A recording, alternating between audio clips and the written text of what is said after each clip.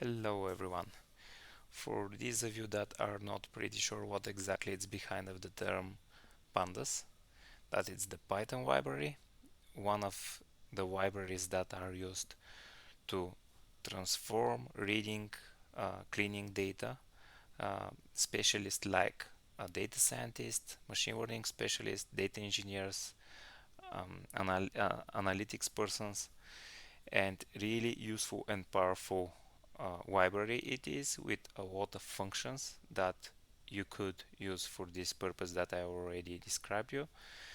And in 21st century, definitely that it's one of the way to uh, go progress of your data and have it in a better way with fast functions, to say.